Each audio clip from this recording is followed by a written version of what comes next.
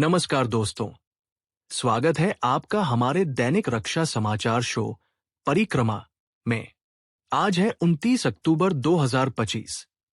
आज हम कुछ महत्वपूर्ण रक्षा घटनाओं पर चर्चा करेंगे। उसके पहले मुख्य समाचार।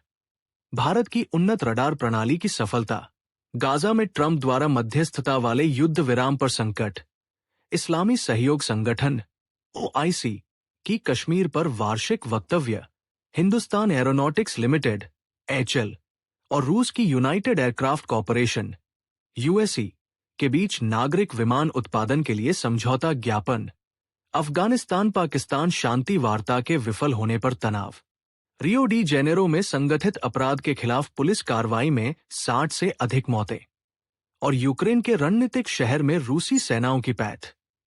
अब चलिए इनके बारे में विस्तृत रूप से जानते हैं। कल 28 अक्टूबर 2025 को भारत के राष्ट्रीय तकनीकी अनुसंधान संगठन NTRO और भारतीय वायुसेना IF द्वारा संचालित LM-2090 रणनीतिक प्रारंभिक चेतावनी ड्यूल बैंड रडार सिस्टम ने पाकिस्तान के SPD मिसाइल परीक्षण को सफलतापूर्वक पहचाना और उसकी पूरी उड़ान अवधि के दौरान ट्रैक किया। ये सिस्टम उदयपुर में स्थित है और इसकी रेंज 2500 किलोमीटर तक है, जो पूरे पाकिस्तान को कवर करने में सक्षम है। LM-2090 13S radar Israel aerospace industries द्वारा विकसित है, जिसमें 10,000 ट्रांसमिट रिसीव मॉड्यूल TRM, जो इसे बैलिस्टिक मिसाइलों, हाइपरसोनिक ग्लाइड वाहनों और निम्न पृथ्वी कक्षा उपग्रहों का पता लगाने में सक्षम बनाते हैं। ये dual band system LM-2090U ultra और LM-2090 स्पेक्ट्रा के संयोजन से बना है, जो लंबी दूरी पर उच्च सटीकता वाली ट्रैकिंग प्रदान करता है। पाकिस्तान की ओर से ये मिसाइल परीक्षण रणनीतिक योजनाओं के प्रभाग SPD द्वारा किया गया था, जो उनके परमाणु हथियार कार्यक्रम की देखरेख करता है। परीक्षण के दौरान भारतीय रडार ने मिसाइल की लॉन्च पॉइंट से लेकर प्रभाव बिंदु तक की पूरी यात्रा को निगरानी में रखा, जो भारत की प्रारंभिक चेतावनी क्षमता की मजबूती को प्रमाणित करता है। सोशल मीडिया और ओपन सोर्स इंटेलिजेंस स्रोतों के अनुसार बलूचिस्तान क्षेत्र में असामान्य बादल संरचनाओं और ट्रेल्स को मिसाइल परीक्षण से जोड़ा गया। हालांकि पाकिस्तानी सेना ने अभी तक इसकी आधिकारिक पुष्टि नहीं की है। इस घटना का महत्व ये है कि भारत का LM-2090 सिस्टम अब पड़ोसी देशों की गतिविधियों पर नजर रखने में अत्यंत प्रभावी सिद्ध हो रहा है। ये रडार भारत की बैलिस्टिक मिसाइल रक्षा BMD कार्यक्रम का हिस्सा है, जो दुश्मन मिसाइलों के प्रक्षेपण बिंदु और प्रभाव क्षेत्र का सटीक अनुमान लगाने में सहायक है। अब भारत और रूस के बीच एक महत्वपूर्ण सहयोग की बात करते हैं।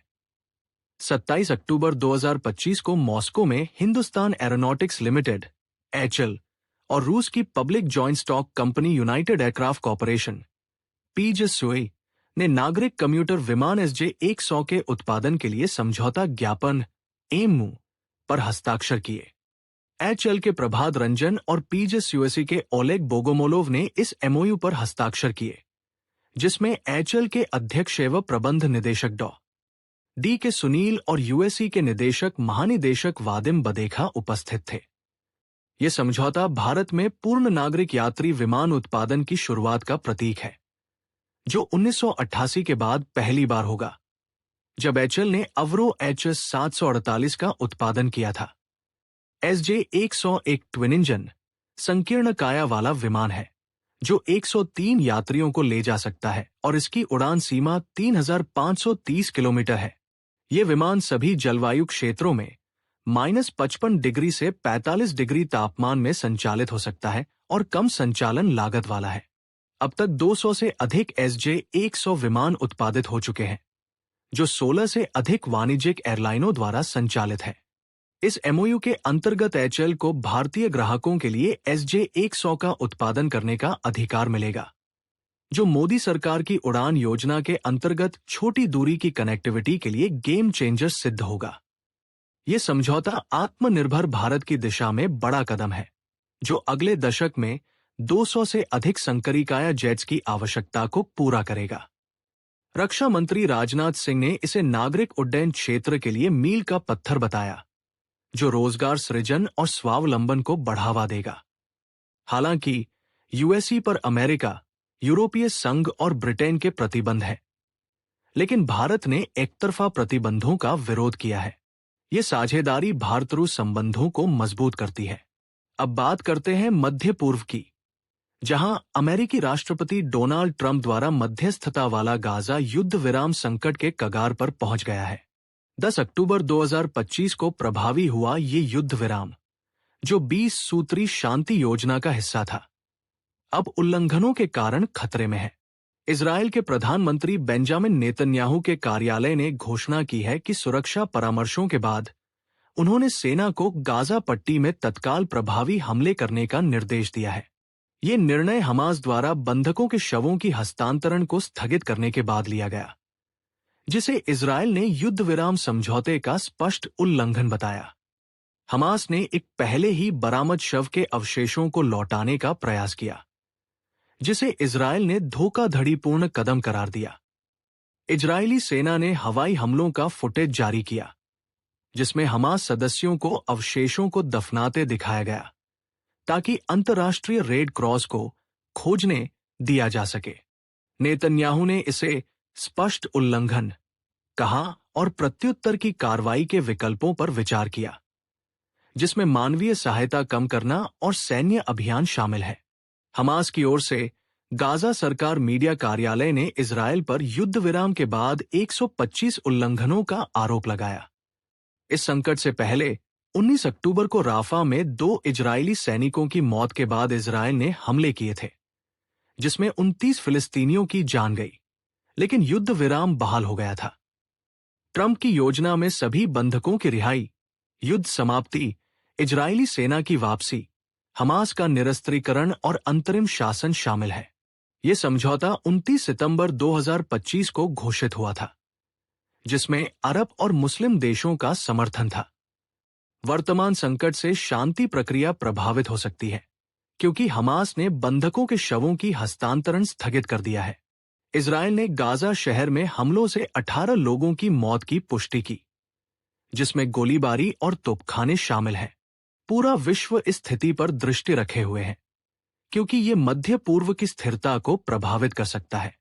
अब आते हैं इस्लामी सहयोग संगठन OIC के वार्षिक कश्मीर वक्तव्य पर, जो 27 अक्टूबर 2025 को जारी किया गया था। OIC ने जम्मू और कश्मीर के लोगों के आत्मनिर्णय के अधिकार में पूर्ण एकजुटता जताई और भारत से वहां के लोगों के मौलिक मानवाधिकारों का सम्मान करने की मांग की। वक्तव्य में संयुक्त राष्ट्र सुरक्षा परिषद के प्रासंगिक प्रस्तावों के अनुसार विवाद का अंतिम समाधान करने की आवश्यकता पर जोर दिया गया। OIC ने कश्मीर में कथित मानवाधिकार उल्लंघनों पर चिंता व्यक्त की और अंतर्राष्ट्रीय समुदाय से इन प्रस्तावों को लागू करने का आह्वान किया। हालांकि OIC इस बयान में कई महत्वपूर्ण मुद्दों पर चुप्पी साधे हुए है, जैसे काबुल में पाकिस्तानी हमले, पाकिस्तान द्वारा अफगान क्रिकेटरों की हत्या और बलूच लोगों के अवैध लापता होने आदि पर इस संगठन ने कोई आधिकारिक वक्तव्य नहीं दिया है, जो इसकी पक्षपातपूर्ण नीति को दर्शाता है। OIC ने पाकिस्तान अधिकृत कश्मीर में शहबाज शरीफ सरकार के विरुद्ध विगत महीनों के विरोध प्रदर्शनों पर भी कोई टिप्पणी नहीं की। ये चयनात्मक व्यवहार OIC की विश्वसनीयता पर प्रश्न चिन्ह लगाता है, क्योंकि ये पाकिस्तान के पक्ष में वक्तव्य देता रहता है जबकि अन्य इस्लामी मुद्दों पर मौन रहता है। भारत ने अतीत में OIC के ऐसे वक्तव्यों तथ्यात्मक रूप से गलत और अनुचित बताते निर्मूल बताया है। कुल मिलकर कहा जा सकता है कि OIC की ये वार्षिक परंपरा अब एक रस्म बन गई है, जो पाकिस्तान के दबाव में जारी होती है। अब दक्षिण एशिया का एक और तनावपूर्ण समाचार देख लेते हैं।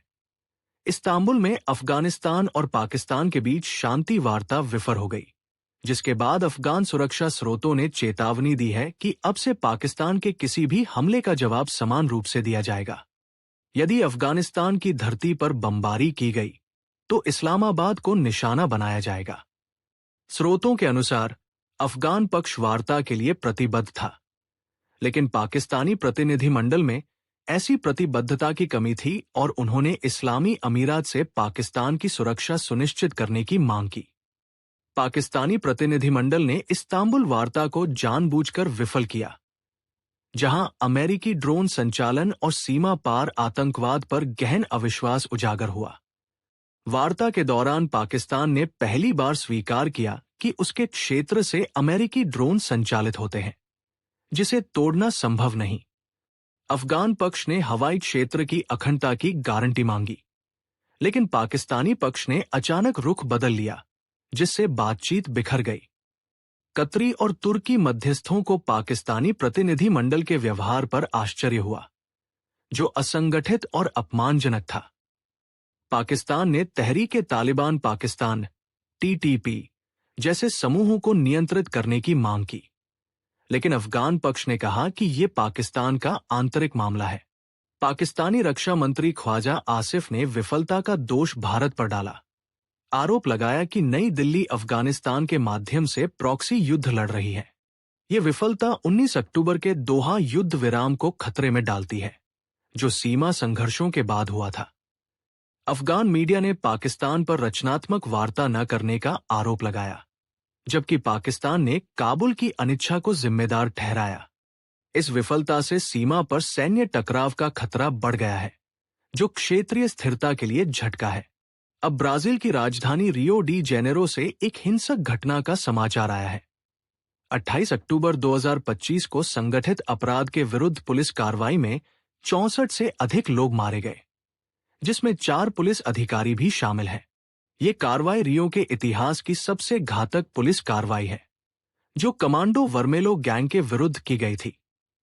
लगभग 2500 पुलिसकर्मियों ने हेलीकॉप्टरों और कवचित वाहनों के साथ एलिमाओ और पेन्हा के फेविला इलाकों में छापा मारा, जहां 250 गिरफ्तारी और खोज के वारंट निष्पादित किए गए। कार्रवाई में 81 संदिग्ध गिरफ्तार हुए और 42 राइफलें जब्त की गई, जबकि गैंग सदस्यों ने ड्रोन से हमला किया। आपको बता दें कि ये घटना अगले सप्ताह रियो द्वारा आयोजित वैश्विक जलवायु कार्यक्रमों से ठीक पहले हुई, जिसमें से 40 महापौरों का शिखर सम्मेलन और प्रिंस विलियम का अर्थशॉट पुरस्कार शामिल है, जो COP 30 की तैयारी का हिस्सा है। COP 30 10 से 21 नवंबर तक अमेज़न के बेले में होगा। ये घटना ब्राजील में संगठित अपराध से निपटने की चुनौतियों को दर्शाती है, जो वैश्विक आयोजनों को प्रभावित कर सकती है। अब रूस यूक्रेन के युद्ध की ओर चलते हैं। अक्टूबर के 27 से 28 2025 को रूसी सेनाओं ने पूर्वी यूक्रेन के रणनीतिक शहर पोक्रोवस्क में पैठ बना ली है, जो डोनेट्स्क क्षेत्र का महत्वपूर्ण आपूर्ति और परिवहन केंद्र है। यूक्रेनी राष्ट्रपति वोलोडिमिर ज़ेलेंस्की ने ड्रोन इमेजरी के आधार पर पुष्टि की कि लगभग 200 रूसी सैनिक शहर के विभिन्न स्थानों पर स्थित हैं, जहां भयंकर शहरी लड़ाई जारी है। रूस द्वारा 2 वर्षों से इस शहर को कब्जाने का प्रयास किया जा रहा है, जो पूर्वी मोर्चे के लिए सैनिकों और सामग्री की आपूर्ति का प्रमुख केंद्र है। पोक्रोवस्क पर कब्जा डोनेट्स्क क्षेत्र के पूर्ण नियंत्रण की ओर बढ़ने का प्रतीक होगा, जो क्रामाटोर्स्क, स्लाव्यांस्क, कोस्टांतिनेवका और द्रुजकेवका जैसे किलेबंदी पट्टी शहरों को रूस की पहुंच में ला देगा। ज़ेलेंस्की ने स्थिति को कठिन बताते हुए कहा कि रूसी सेनाएं 8 गुना अधिक संख्या में हैं, जिसका मुकाबला यूक्रेन नहीं कर सकता, लेकिन रूस ने अभी तक अपना लक्ष्य हासिल नहीं किया है। शहर में शत्रु की टोही और तोड़फोड़ इकाइयां सक्रिय हैं, और रूसी पक्ष ने रेलवे स्टेशन के पास हमले तेज कर दिए हैं। डीप स्टेट मैपिंग के अनुसार शहर के पश्चिमी और दक्षिणी हिस्सों का लगभग 1/5वां भाग विवादित है। रूस ने पोक्रोवस्क को घेरने और उत्तर की ओर बढ़ने का प्रयास किया है, लेकिन यूक्रेनी हवाई हमले की इकाइयों ने रक्षा लाइनें मजबूत की हैं। शहर की जनसंख्या युद्ध से पहले 60,000 से अधिक थी, लेकिन अब केवल 7,000 रह गई है। यूक्रेन ने अतिरिक्त सैनिक तैनात किए हैं, लेकिन रसद चुनौतियां बनी हुई हैं। यह विकास यूक्रेन की रक्षा के लिए बड़ा झटका है, जो रूसी प्रगति को रोकने में कठिनाई को दिखा रहा है। दोस्तों, ये घटनाएं हमें सतर्क रहने की याद दिला रही हैं कि रक्षा, कूटनीति, अंतर्राष्ट्रीय संगठनों, उड्डयन सहयोग, सीमा विवादों, वैश्विक अपराध से निपटने और यूरोपीय संघर्षों में कोई भी कदम वैश्विक शांति और विकास को प्रभावित करता है। भारत की रडार सफलता आत्मनिर्भरता का प्रतीक है, गाजा संकट मध्य पूर्व के संघर्षों की जटिलता दर्शाता है। ओआईसी का वक्तव्य कूटनीतिक चुनौतियों को उजागर करता है। HLUSE समझौता उड्डयन क्षेत्र में नई ऊंचाइयों का संकेत देता है। अफगान पाक वार्ता विफलता क्षेत्रीय तनाव को बढ़ा रहा है। रियो कार्रवाई अपराध नियंत्रण की कठोर वास्तविकता दिखाती है और पोक्रोवस्क में रूसी पैठ यूक्रेन युद्ध की तीव्रता को रेखांकित कर रही है। यदि आपके पास इन विषयों पर कोई प्रश्न है तो कमेंट्स में बताएं। अगले एपिसोड में मिलते हैं नए रक्षा समाचारों के साथ। आप हमारा वीडियो लाइक कीजिए, शेयर कीजिए और चैनल को सब्सक्राइब कीजिए। धन्यवाद। जय हिंद।